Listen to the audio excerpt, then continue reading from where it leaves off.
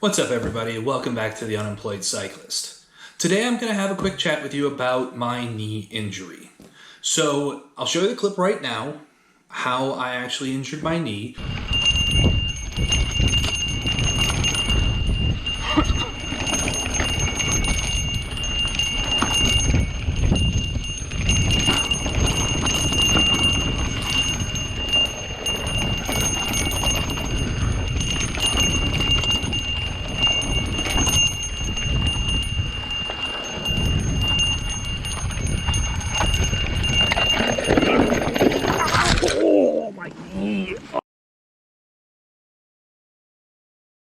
So what I did there was panicked. Descending that hill, you can't see it in the video all too well. To my right, there was a bit of a gully, if you will. There had been some rain and the center of the trail had washed out a little bit. I panicked. I took my left foot off the pedal to help balance myself, and when I caught my balance, my front tire slid into the gully because I wasn't paying attention to what I was doing.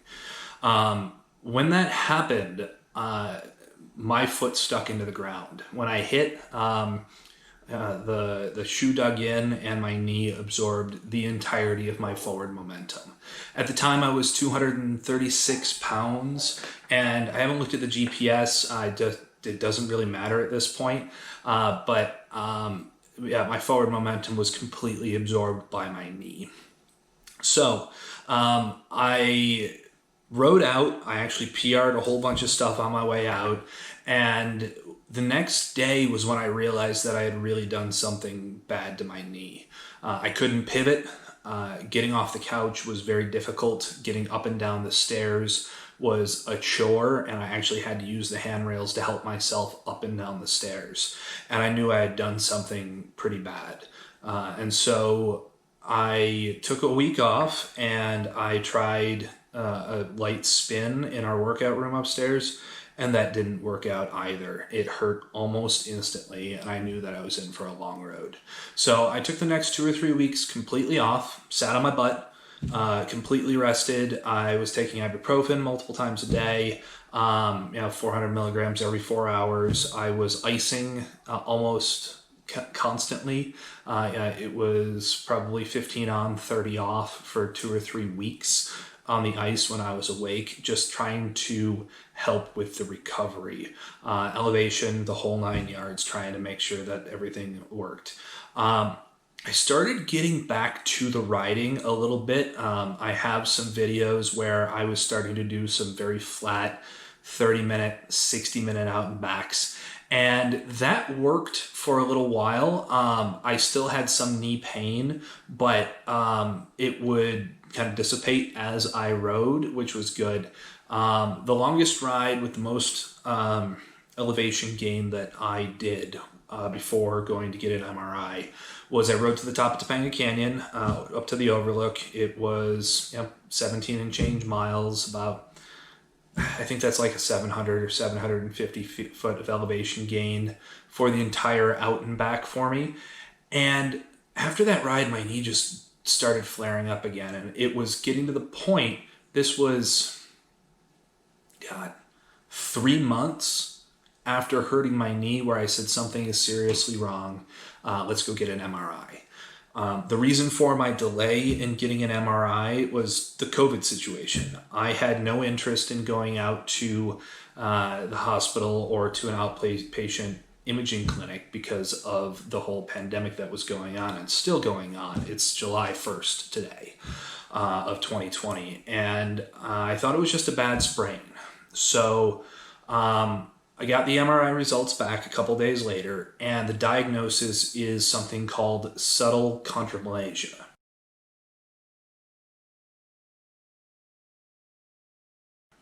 Now, I didn't know what chondromalacia is. I'm not in the medical field.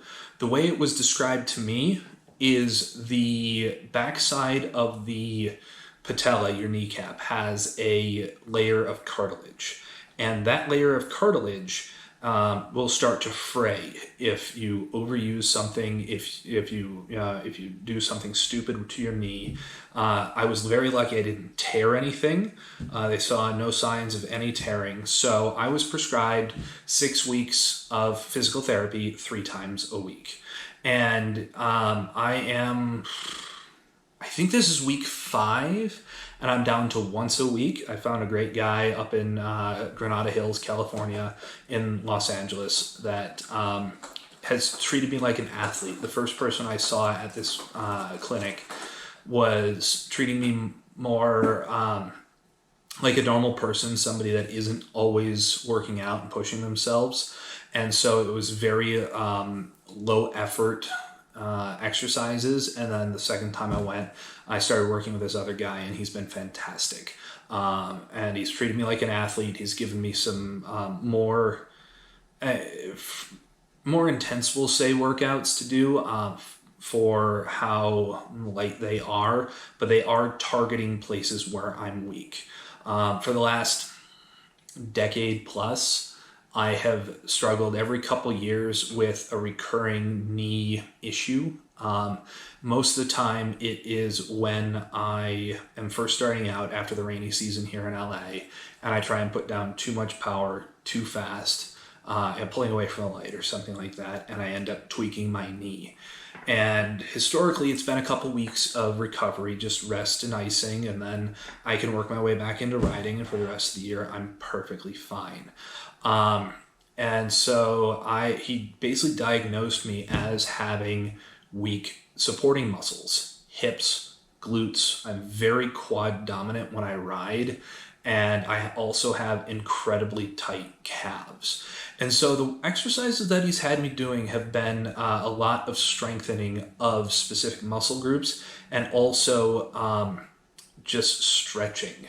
So let's head upstairs. I'll walk you through real quick a few of the different moves that he has prescribed. Again, I'm going to say this straight up. I am not a doctor. I'm not a medical professional. Do not take this as medical advice. Go to your doctor if you do something to yourself, and don't think that what has happened to me in my crash and with my recovery is the same thing that will happen to you. So without further ado, let's head upstairs to the workout room. I'll walk you through my exercises real quick. Just a very simple, this is the move, this is how many reps kind of deal, and we'll go from there. So the first thing that he gave me a hard time about was my footwear. I have a propensity to always live in sandals in Los Angeles. I am a warm-blooded Midwesterner that has been here for 7.5 years now, and I love being in sandals. So first thing he told me to do was wear shoes. So these are some running shoes I bought last year. These are by Hoka, H-O-K-A, Gaviota 2. I got these at the San Francisco Half Marathon. I think that was it, yeah. And it's a support shoe.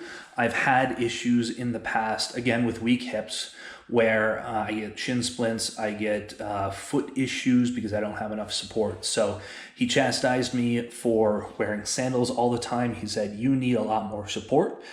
Do not do any of these workouts in your sandals, and wear shoes, actual closed-toed, lace-up shoes when you go out in public. When you're going out walking, when you're doing anything, please wear shoes. So I'm going to switch into these, and I'll be right back. All right, so shoes are on. I didn't bother putting on socks because I'm not going to do my full exercise routine. I've already done it today. I'm just going to walk you through what I do. So the first couple exercises involve one of these. Very thin rubber band. I bought it at the physical therapist. You can get them on Amazon. The brand we're looking at is, what is that? Power Systems. So what you do is take your band, put it low around your ankles. And then, first exercise is a very simple side step. Be controlled on both directions. and work your way up to 20 in each direction. The next that he had me do, start with one foot slightly behind the other, kick back, rotate around outside, and back down to the center. Each foot, do 10 out, and then do 10 backwards. So, backwards, kick forward, around to the side, and slowly back in. So that takes care of the hips and your hip flexors. All right, so next, we're gonna use a very light, just an 8-pound weight. And these are kind of one-legged dips. So put one foot up on something raised, have the weight in the hand opposite of the foot that you are standing on, and then like a squat, just drop down, down and up, down and up. 10 of those on each leg.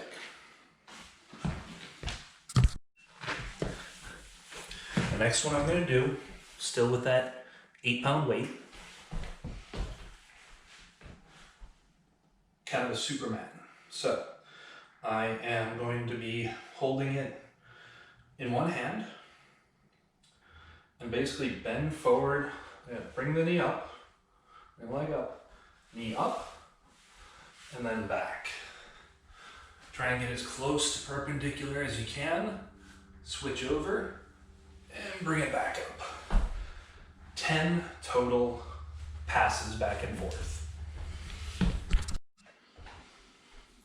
The next one that we're going to do is with this big green rubber band. Now I've also had tight IT bands for a very long time, so we're going to stretch them.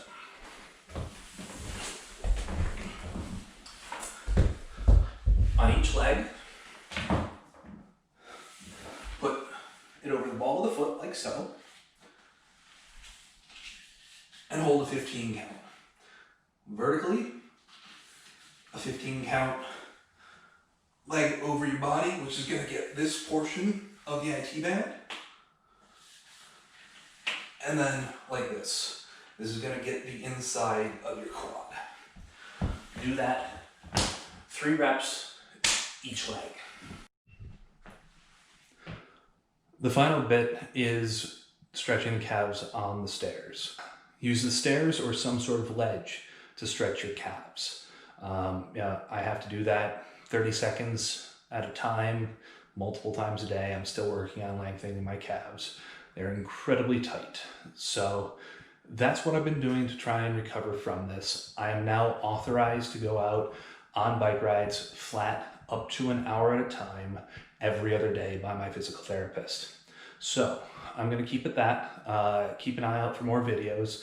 I think I'm going to do one on pedals pretty soon because I have a bad tendency of neglecting my gear, and I want to show you what that looks like. Until then, stay safe, have fun, keep it fleshy side up.